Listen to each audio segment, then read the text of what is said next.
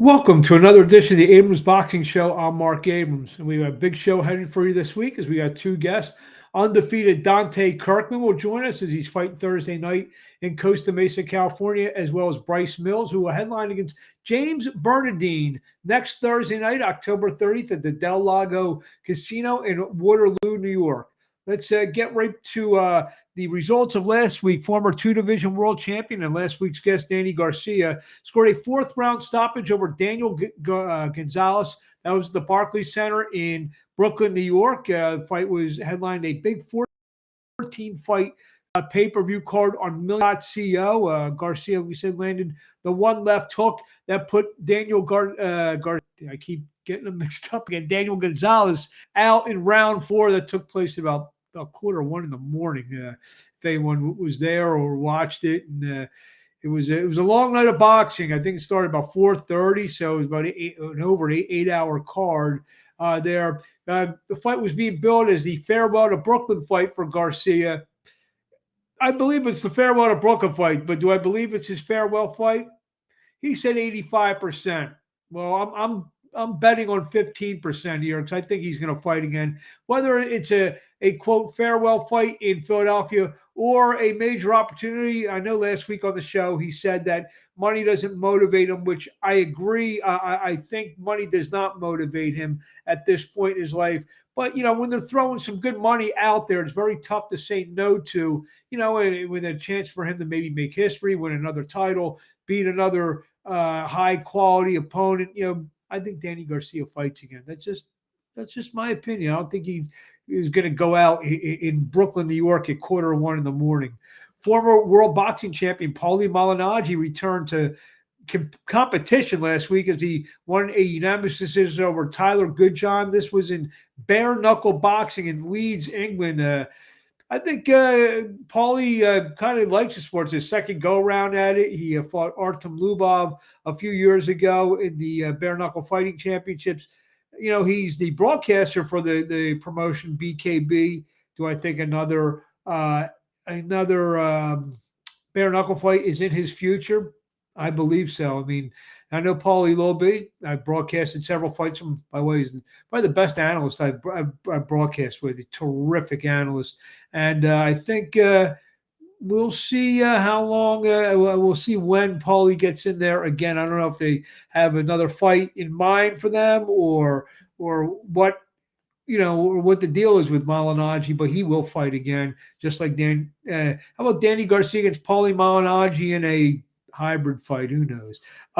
History last week at your call, George Litter became the youngest British champion in history as he won the, I believe that was the middleweight title with a unanimous decision over Kieran Conway.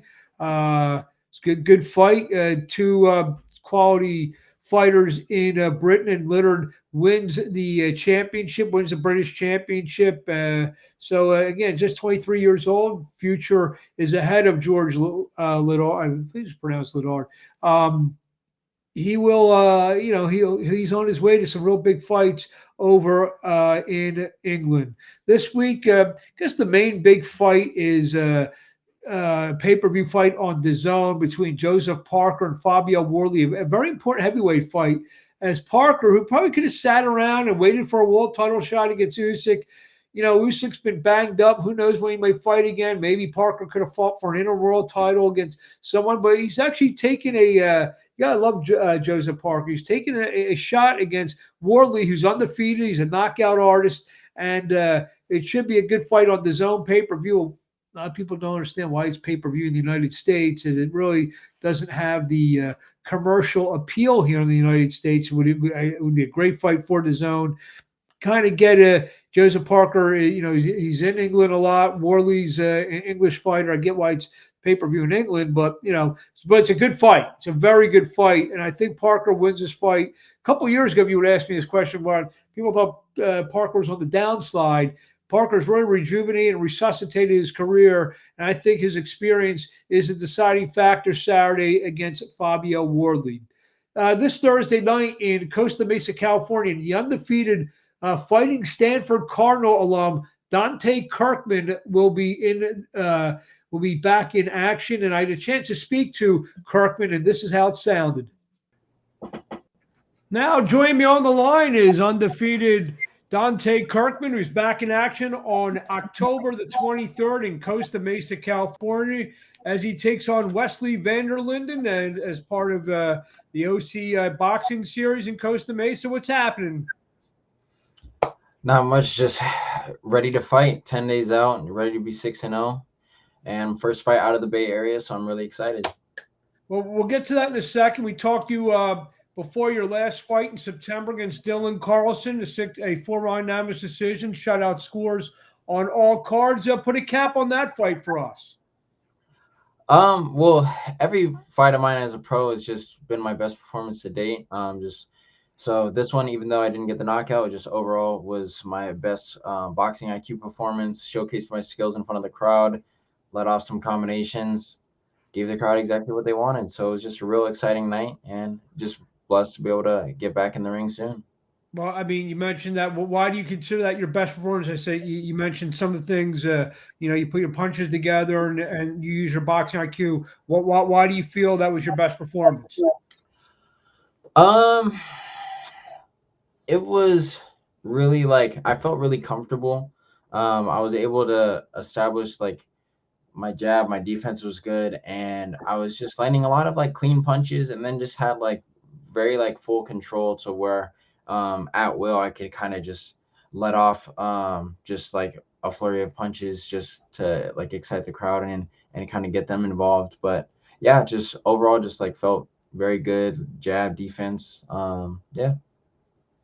That was your fifth fight. I mean, you think just a matter of the experience? I know I talked to a lot of pro athletes, and they tell me like a football players the difference between the amateur level or the college level and the pro level is the speed of everything.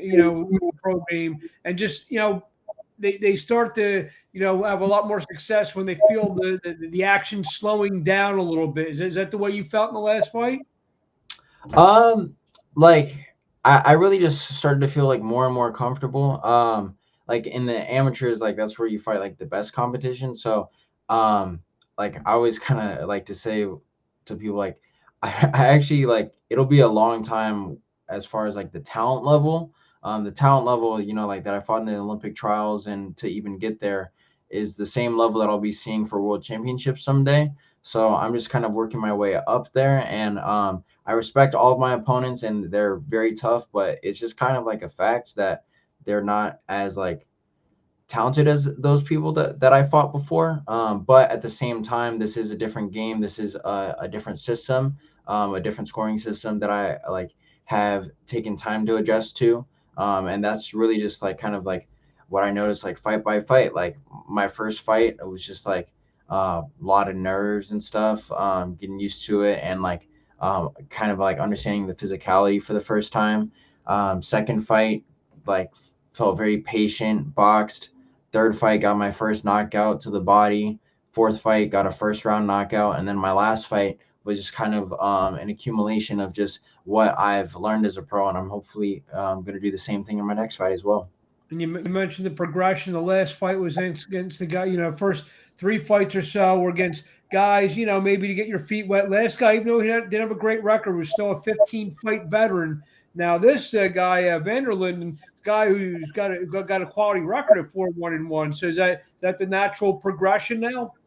Yeah, that's exactly what we wanted. That's what was presented to me, and that's what I took. So, yeah, I'm just looking forward to fighting a step up in competition, as well as my first 6-rounder as well. So I'm just looking forward to keep growing and growing, and then just keep going forward with my career. Could you tell in the last fight that you were in with a 15-fight veteran rather than some of the guys you fought guys with 4 or 5 fights in your first couple of fights? Like I said, last guy you were in with a very experienced and durable fighter as well. I mean, could you feel that while you were in the ring that this guy's a little bit different? This guy's been around the block a couple times. Absolutely, and I mean he was definitely durable. I was catching him with a lot of clean shots, and he just like reacted, like he would, react to the body shots and stuff like that, and I would catch him clean on the temples and stuff like that, like shots that I really felt should have like maybe got him out of there. And it was just really honestly a surprise to me because like I know like the power that I have, so like to see like I mean, I've always heard like going like in boxing, I've always known don't look for a knockout, don't expect a knockout.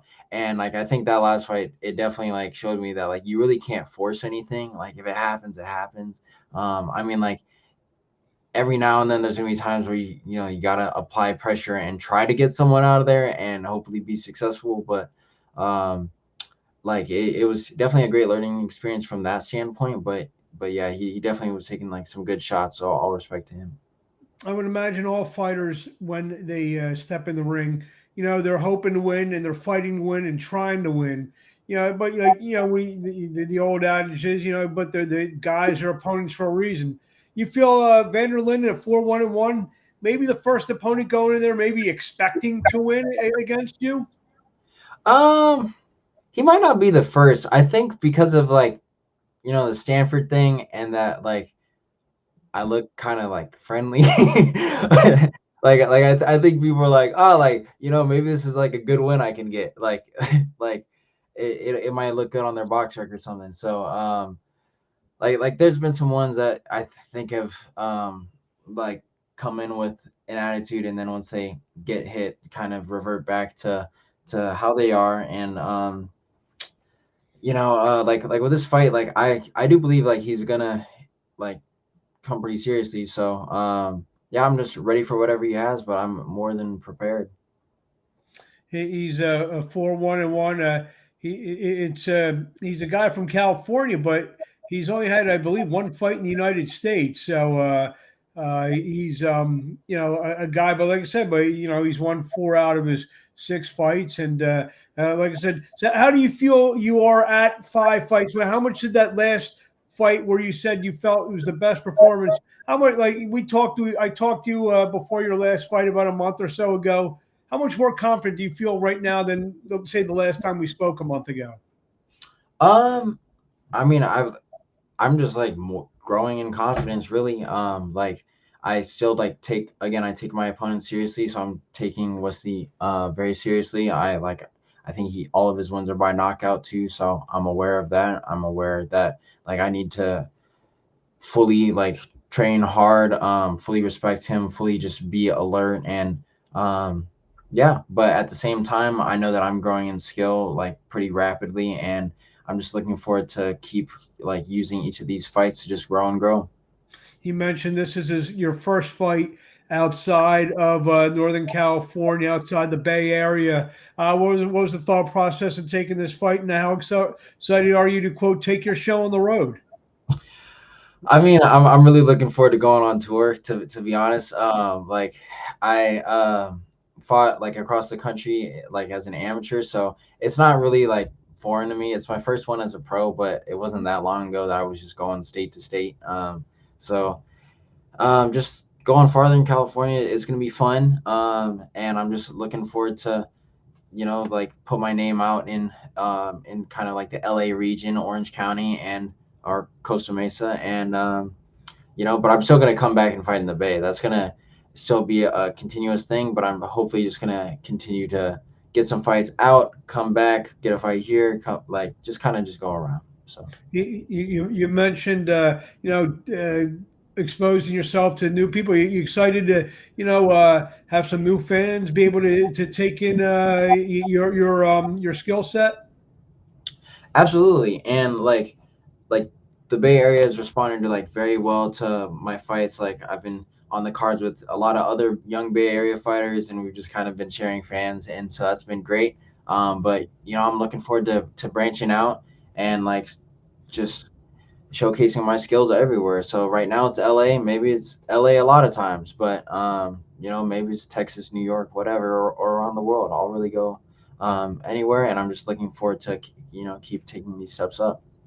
I remiss if I didn't ask you, 'cause I always have to ask you something about like Stanford football or basketball. I just saw a story last week. An anonymous ex-football player donated $50 million to the university and the football program. Did you see that? I saw that. I told my mom about it, and honestly, it does not surprise me because I'll just hear about people donating buildings to Stanford. Um, and I mean, if an anonymous multimillionaire wants to donate to a Stanford to a Stanford boxer, that would be great too. But Yeah, but yeah, maybe after you win a whole bunch of world titles, become a major pay-per-view star, worldwide extravaganza, you'll be donating 50 million back to the Stanford boxing program. yep, absolutely. What do you want to say to the fans in closing before we let you go? Back in the ring on October the 23rd in Costa Mesa, California at the Hangar. It's been a long-running series here. Roy Engelbrecht's been a very popular series in Ocean County, in Orange County. I don't know why I call it Ocean County. Orange County. It's been a popular series, and you're going to be another one of the names that you could say have fought on that series. Yeah. So again, I want to thank Roy too, just for putting me on the show. As someone not from that area, and just having the opportunity to fight is amazing. So I'm just thankful to hopefully stamp my name on that show and just put on a show for the fans. And I guess just in closing, just I want to thank all the fans that have been following my career. And if you haven't seen me yet, make sure to follow me on Instagram or TikTok, just at Dante Kirkman, exactly how it's spelled on the screen. And just if you like what you see, give me a follow. And hopefully you just like my skills. I like to showcase my IQ in the ring and just all of the hard work and blessings that God has given me. So, yeah. Easy guy to root for, as you can see, Dante Kirkman. Best of luck on October 23rd, and hopefully we'll get a chance to talk to you before the next fight. Awesome. Thank you so much. Thank you, Dante. And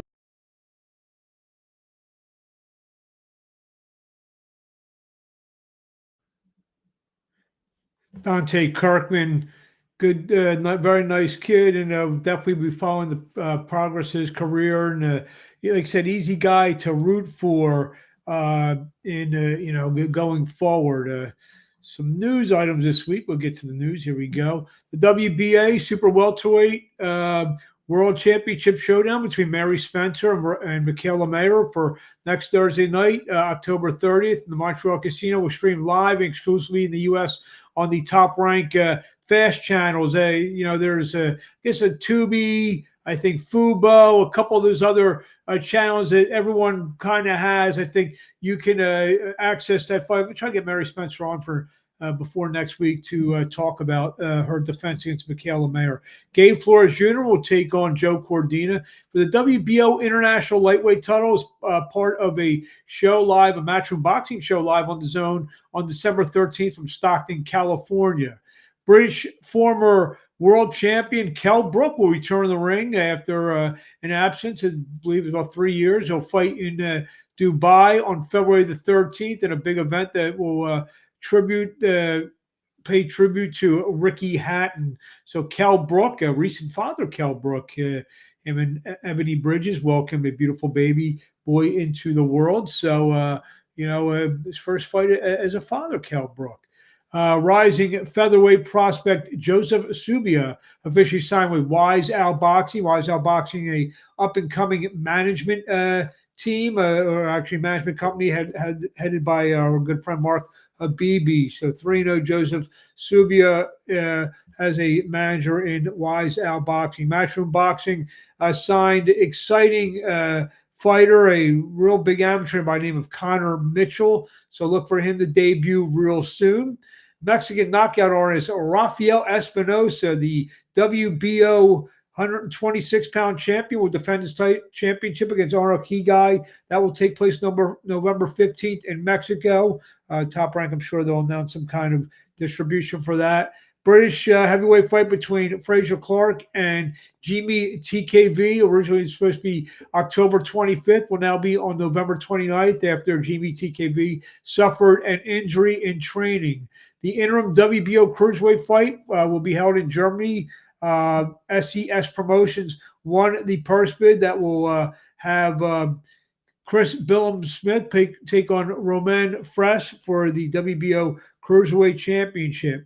the California State Athletic Commission, much to the chagrin of a lot of people, unanimously voted 6-0 to support the ramifications to the Ali Act that the Zuffa Boxing and TKO are trying to get tweaked into the Ali Act. So remains to be seen what happens there. Obviously, a lot more has to go down. 49 other states have to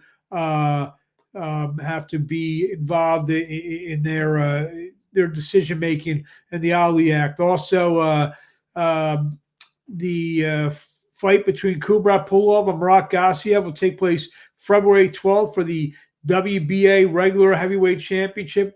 Pulev 32-3, 14 knockouts. Garcia 32-2, 25 knockouts. That will take place in Dubai. Finally, next Thursday night, good-looking 140-pound, I guess, prospect now heading into contendership.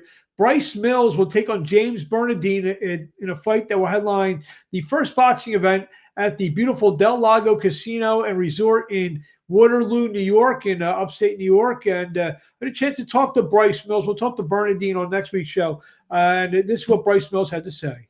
Now join me on the line is Bryce Mills, who on October the 30th will be taking on James Bernadin in the main event of the first boxing event at the Del Lago Casino Resort in Waterloo, New York. Bryce, what's happening? What's going on? Appreciate you having me. My pleasure. My pleasure. As we tape this for a couple weeks out, how you feeling, about this big fight in front of the home folks on October 30th? I'm feeling great. This training camp has been going excellent. I've been feeling honestly better than ever. And I'm excited to show it all off October 30th against a tough opponent like James Bernadin. But you fought close to home. You fought at the Turning Stone Casino. This time you're the main event, very close to home. How excited are you? You're a fighter who's picked up a lot of momentum, especially over the last handful of fights as you've upped the competition. How do you feel about headlining it in front of a lot of family, a lot of friends? Oh, I feel it's a dream come true. And I say that because it's something that I've always envisioned uh, as a child. As a young child, when you turn pro, you envision, your family and friends coming out to watch you, being the main event, being the main attraction, being the fight that everybody comes to see. And now to finally be in that position to be the main event is truly a dream come true. It's just showing that, my hard work's paying off, and we're continuing to up the stage, and every fight gets bigger and bigger, and this one just is the next step up. You've kind of been, and I mean, this ain't disrespect, kind of like an under the radar prospect, so to speak. And now you're starting to really pile up the wins. I called your fight against Alex Martin, very good opponent who's upset a lot of guys. Aaron Aponte was a big amateur down in Florida. You got him out there in the first round. The momentum now. Are you really now? When did you think this is possible to not only become, a guy who, is on the fringe of being a contender, and like you said, being a big draw around the central New York area? I think I knew it was possible before it seemed possible to everybody else. I think initially when I turned pro, personally, I thought I was better than I actually was. On the other hand, the journey has taken a very, very long time.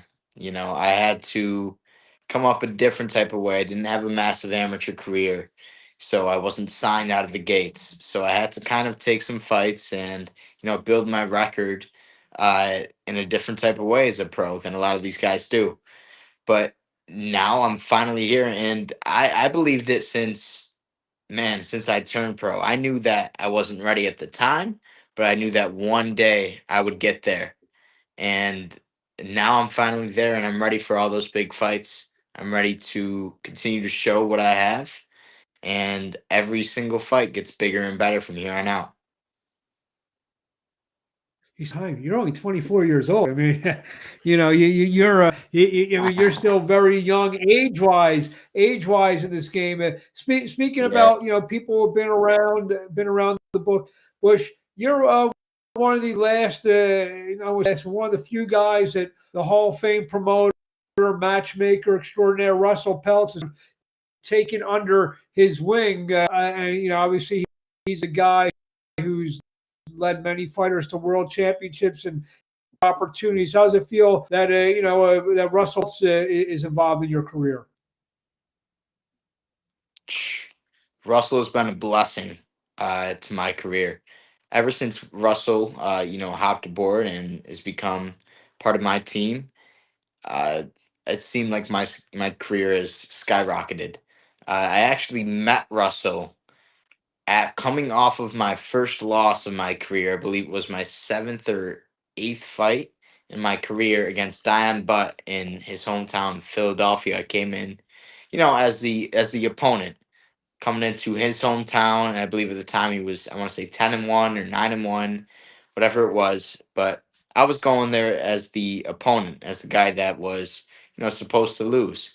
And I came in and I had another thing in mind and ended up winning that fight. And Russell was in the crowd, and afterwards he came up to me and wanted to work together. And of course, what am I going to say? It's Russell Peltz. It's a legend in the game of boxing, and ever since, my career has seemed to take off. Russell has gotten me these bigger opportunities with every single fight. And, I've gotten the job done and it's worked out great. It's a match made in heaven. James Bernadin, the opponent on October the 30th. What's he bring to the table, in your opinion? I think he brings a lot to the table. I think James Bernadine is a very tough fighter. I think he always comes to put in a show and put in and to fight, which I love. I'm a offensive fighter. I like to throw down. I like to put on fan friendly fights, just like James Bernardine does. So I think the two of us together we're really going to make fireworks, and it's going to be a fight that everybody is going to want to see. There's no doubt about that. And 10 rounds of work just gets me very, very excited because I personally do not believe James Bernardine is going to last all 10 rounds sitting in the pocket with me and fighting my fight. But it's going to be a fun You're, one. yeah, and what's it like? I know. Anytime a new casino opens anywhere, promoters and fighters, or maybe you're going to be opening the boxing pro lago. I know you fought a couple times at some neighboring casinos and so forth. You kind of would be maybe you become the face of maybe that property in terms of. 'Cause I know, first of all, I mean, I've been in pretty much all your fights when you fought in Philly and you fought in Bethlehem. You bring a lot of fans there, right? And I can only imagine what the type of atmosphere you're going to bring to a place so close to home. Yeah, I would love to. I would love to. Whoever Del Lago is the place that's gonna have me, and Del Lago's gonna, put me on as a main event at their casino. I would love nothing more than to continue to run shows at Del Lago Casino and continue to fight in their main event. Uh, I'm just looking for the biggest opportunities I can get at this time, and opportunities that are going to skyrocket my name against bigger and better opponents on the biggest venues I can possibly fight on. And the Lago Casino, a beautiful casino out in Waterloo, I think is an excellent place to get it started. Have you, Russell, and I know your father's involved in your career, you guys kind of mapped, I know it's tough to map out 3, 4 fights down the line, but kind of put maybe in pencil, kind of like a little timeline, where you want to be. I know James Bernadine, like you say, is a tough customer, and you have to get by him on October 30th. But Yep. where do you see yourself maybe as we head into 2026? As we head into 2026, I see myself looking for those fights against the contenders, against the guys who are in that top 10, in that top 15 in the United States and in the world, against the guys that are, contending for that belt just like I am.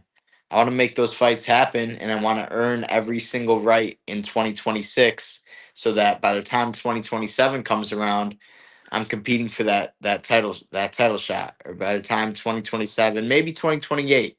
But I'm there, and I'm one of the guys people mention when they talk about a junior welterweight title at 140 pounds. You mentioned, guys top 10, top 15 first, maybe in the United States and then in the world. And I'm not saying you're calling anyone out, but there are Yeah. like some guys that maybe you circled. Yeah, maybe this is a guy I would like to fight a couple fights down the road, or there are a couple guys that maybe you have your eye on. Like I said, it's not a call out, but just some guys that, you know what, maybe a fight against him, will be a great fight. And if I could beat a guy like this, it will help get me to where I got to get to.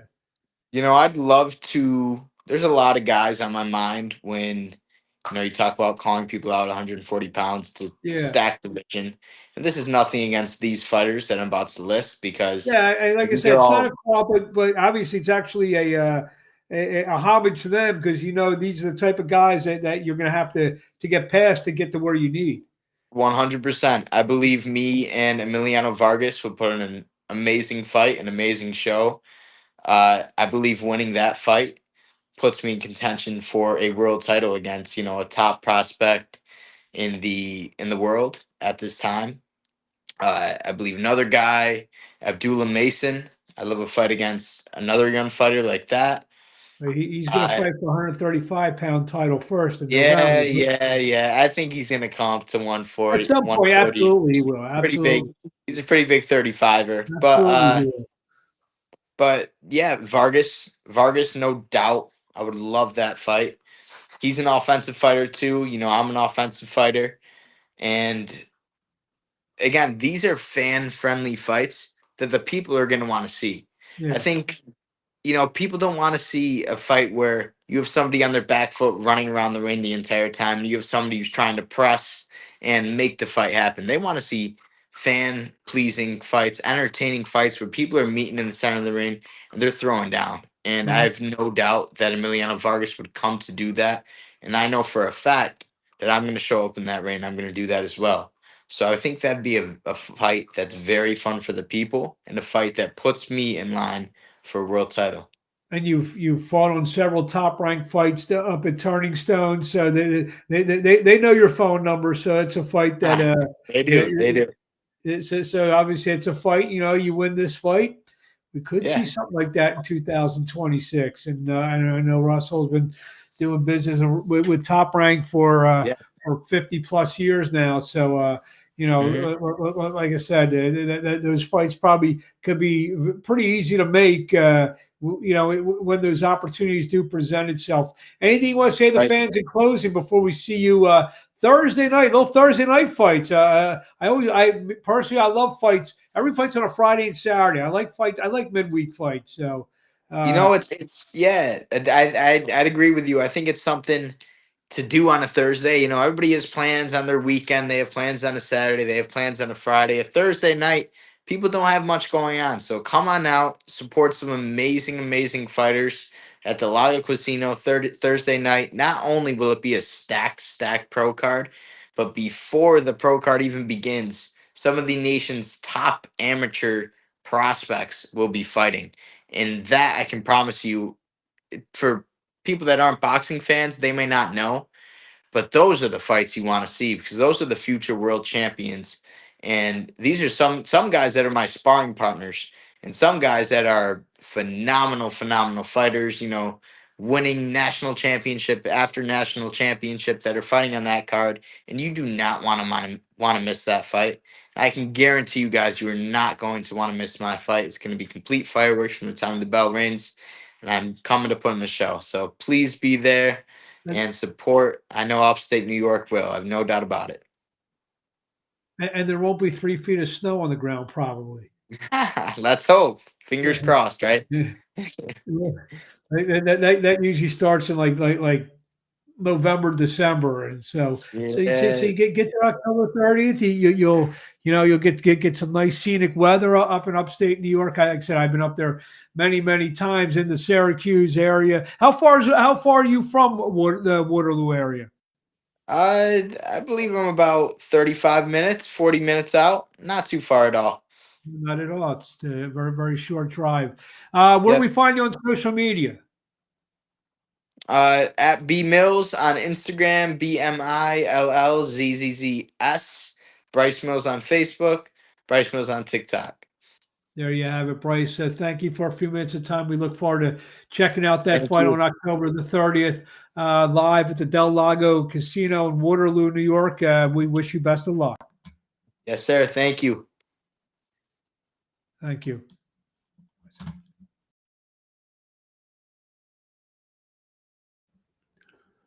There you have it, Bryce Mills. We're wrapping up our program this week. Looks like I said, we're trying to get James Bernadin on for next week, try to preview that fight. A lot of great fights happening as we get into the last couple months of 2025. Bryce Mills, again, Emiliano Vargas, very interesting. Mentions his name. Should he get past Bernadin? That'd be a very, very interesting fight. Be at least action-packed fight, because if you haven't seen Bryce fight, he just comes straight forward and he likes to bring it. So we will see what happens there. I want to thank Bryce Mills. Also want to thank Dante Kirkman for joining us this week. Enjoy Parker against Wardley this week. We'll go over that next week. Preview next weekend's fight. Like you said, Mary Spence, we're going to defend her world title against Michaela Mayer is one of the fights. A couple other fights on the agenda. I think Matchroom's got a show on November 1st, as well as I think it was a Frank Warren show with Joshua Buatsi and Zach Parker, but we will go over everything as we get to that. I want to thank everyone for joining us. So join us next week on the Boxing Hour with Marc Abrams.